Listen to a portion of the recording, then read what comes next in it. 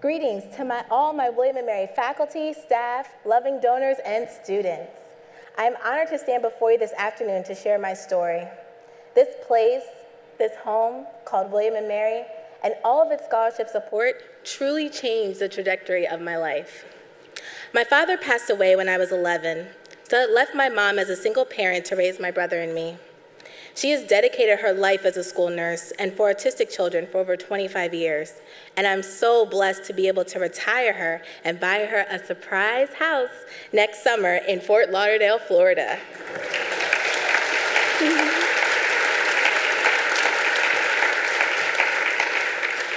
Growing up, we didn't have much, especially since we lost a significant portion of our income. We had to make drastic changes. I remember taking showers at my high school gym because we didn't have hot water and being scared we were going to be evicted when we got our first pre-foreclosure notice. It didn't help that I applied to William & Mary and many other schools with no supervision, as my mom was in and out of the hospital with kidney failure my senior year of high school. By the grace of only God, I was accepted, and she was there to help me move in and start my journey as a college student. As a freshman, I was lost in the sauce, as they say. There were so many opportunities to take advantage of, and I wanted to do everything, no matter what the cost was. I got a job as a freshman as a work-study student at Swem Library, making $5.25 an hour. I'm glad y'all know $5.25 an hour is now. Minimum wage back in my day. And I just graduated in 2011, but As a student working part-time, I knew service trips would be challenging because of financial hardships. But I was determined to go, as I've always had such a passion for service. There was a very prestigious service trip called AIDS Tanzania that only had 2 spots for freshmen. Dozens of people applied, and when I was accepted, I called my mom screaming. She said whatever the cost was, we would make it work. Now, a round-trip plane ticket to Tanzania, as you know, is not cheap. So to raise that and all the in-country costs, I knew I was going to have my hands full. Even with picking up additional hours at Swem, I wasn't making too much progress. But fortunately, the Office of Community Engagement and Scholarship had received a generous gift that summer to be used for prestigious service trips, and ours received funding, which covered all my in-country costs and part of my plane ticket. Therefore, all I had to do was raise $1,000. And as the fundraising chair for the organization, we organized fundraisers, selling grilled cheese at the frats, car washes and Halloweenograms, all those typical college fundraisers. And my costs were eventually paid. That trip, I witnessed our organization bring over 300 women and children to discuss how AIDS was affecting their community and how grateful they were for our education and our resources to help test them. That trip was an eye-opener, and I will never forget it. And I take the faces and people I met in Tanzania everywhere I go today because of it. They say good luck comes in forms of 3, and that sure happened to me at William & Mary. I had the good fortune to receive funding for the study abroad program in Cambridge through the G. Hartwell Hilton Scholarship. His endowment funded my entire summer abroad, and all I had to do was get on the plane. I remember, I think my mom might have kissed me 17 times before I boarded. She was so excited. To Mr. Hilton and your wonderful family and gift, thank you. I was also honored to receive the Dintersmith Honors Fellowship. It's crazy to think that I became an English major in college, not because I was a fan of the classics, but because I knew it was a deficit that I needed to address. I had gotten B's and C's throughout my English classes because I learned English as my second language, and teachers reminded me every day about it. My professor, Professor Hudley, urged me to write a thesis, and she said it would be my biggest accomplishment at the college. Boy, was she right, even though I looked at her pretty crazy when she first told me about the opportunity. 100 people applied to do the honors thesis my year. 50 were approved. Out of 50, only 17 people completed the honors thesis. I was selected as one of the 6 to receive a fully funded Dintersmith Honors Fellowship. And I have a competition now because this man smiles just as much as I do. This meant while everyone was in Miami on spring break senior year, I was in the library, the law library, writing furiously so that I could finish and defend my thesis. After a long battle, I did receive honors. But I knew I couldn't quit because it wasn't about me. It was about upholding Mr. Dintersmith's legacy.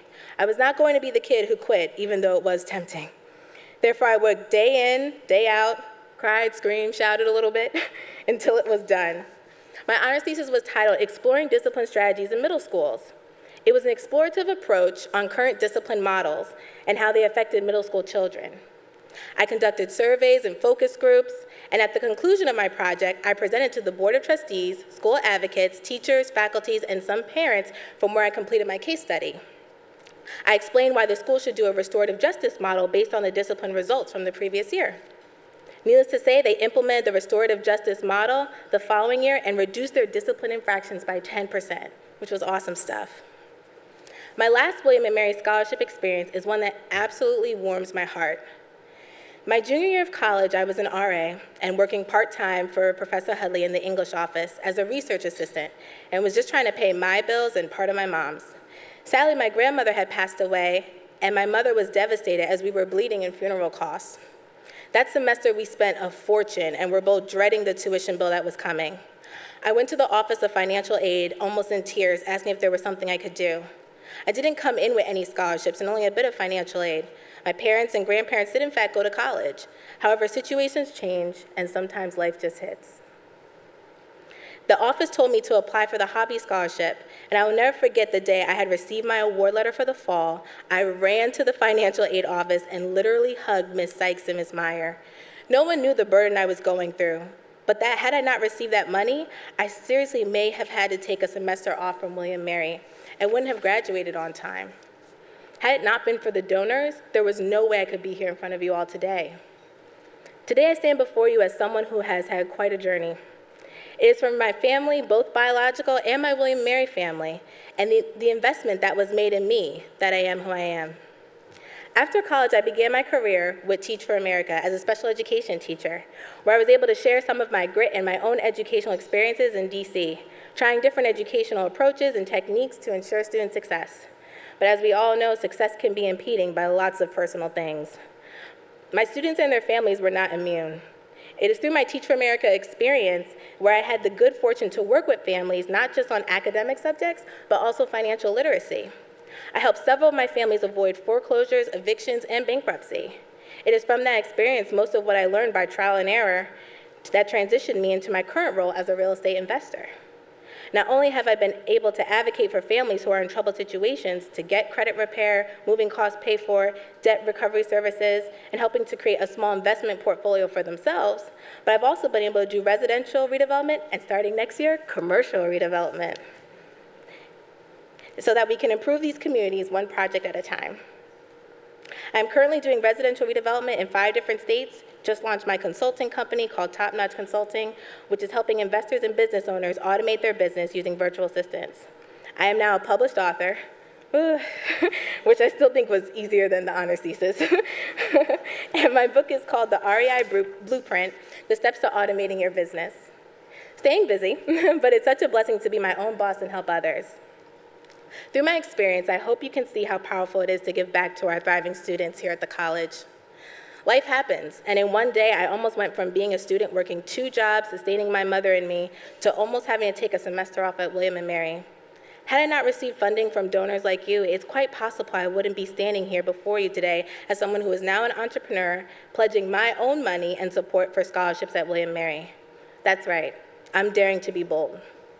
Your dollars do go a long way in the William & Mary community and do help change the trajectory of people's lives. To me, that is powerful.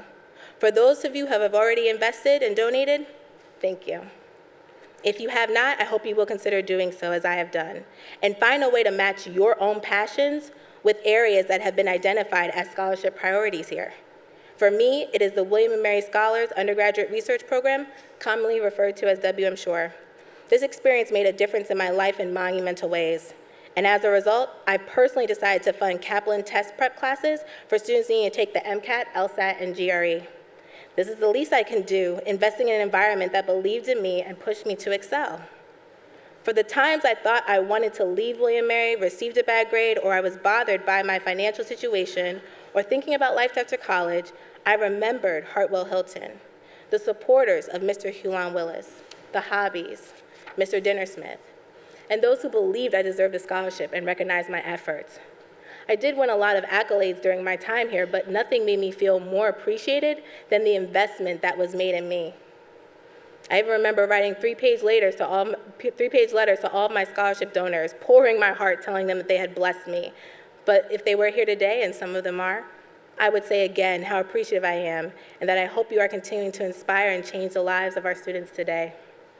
Donors just may not realize how much those gifts stay with you, and they are the reason why I stand before you today, ready to plant my own seeds and leave my own legacy to the college.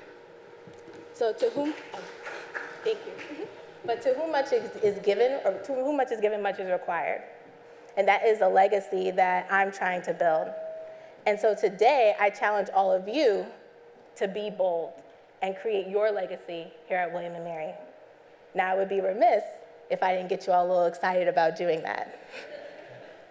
So I want you to say with me, I too dare to be bold.